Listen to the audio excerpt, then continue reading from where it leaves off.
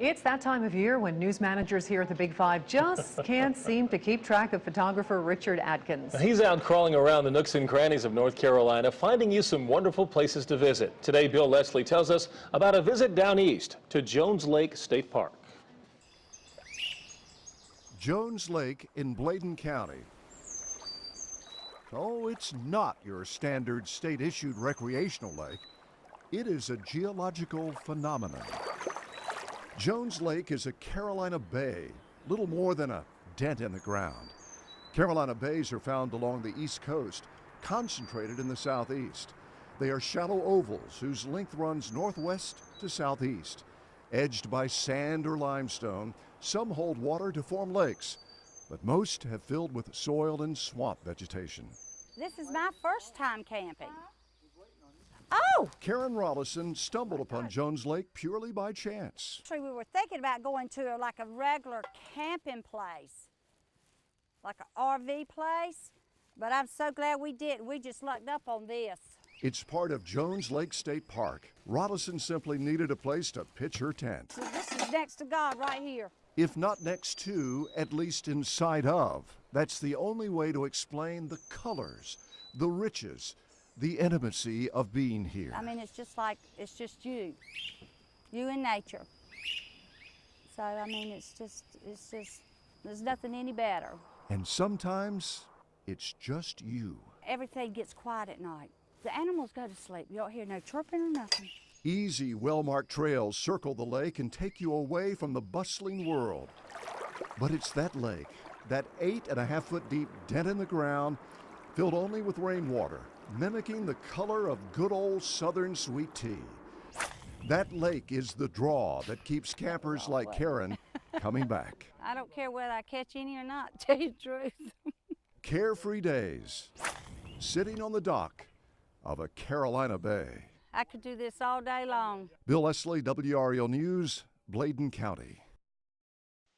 There are nooks, there are crannies. And in the triad, there are cocoons, hundreds of them. Brian Mims flies us to the Aflutter butterfly farm in High Point, where children and adults alike can bask in a world of wings. I have something special on. 5-year-old Nate Saxer doesn't really need to wear a microphone to be heard. We're going inside. But we thought we'd give him one anyway, so you can share the oohs and ahs of his butterfly adventure. Yeah, he loves me. And there is plenty of love to spread around. Whoa.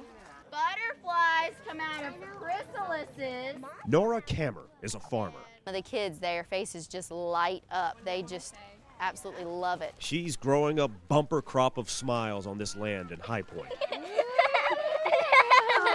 It actually is a very hard job. It is a 7-day-a-week. We are an actual farm. We are farmers. I see a caterpillar. See? Hundreds of future and current butterflies fill this tiny flight house. Whoa. Butterflies land on me. And no one, no flower, no surface is safe from being a butterfly park bench. Hey, one landed on your thing.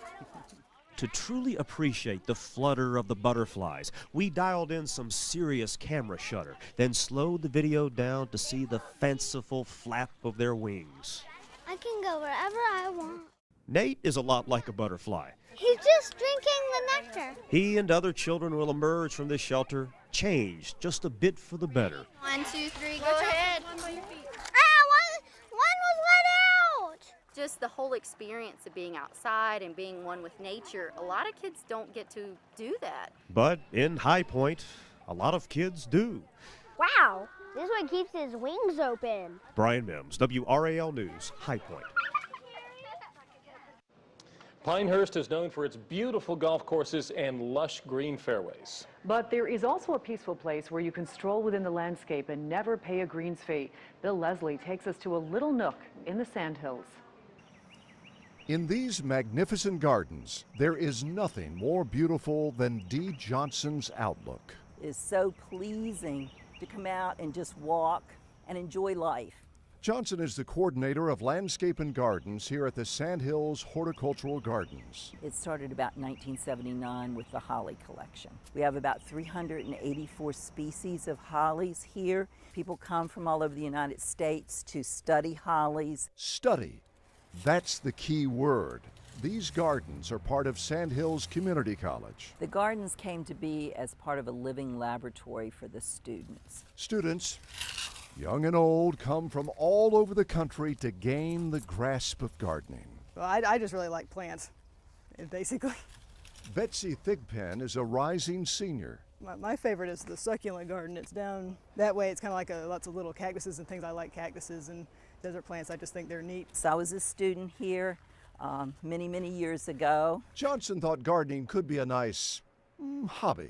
30 years later, I'm still here working in the gardens and enjoying the many things that it has to offer for us. It's a place to learn what a garden should be. Structural elements in the garden actually create rooms, which is what you're trying to do with any type of garden as an extension of your home. For Johnson, overseeing these 32 acres isn't work.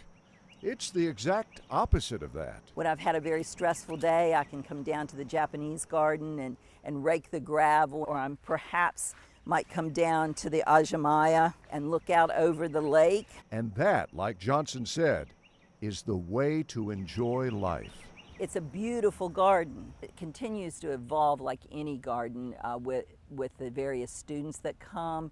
They add their own personalities. It's really a wonderful place to just come and enjoy nature. Bill Leslie, WRAL News, Pinehurst.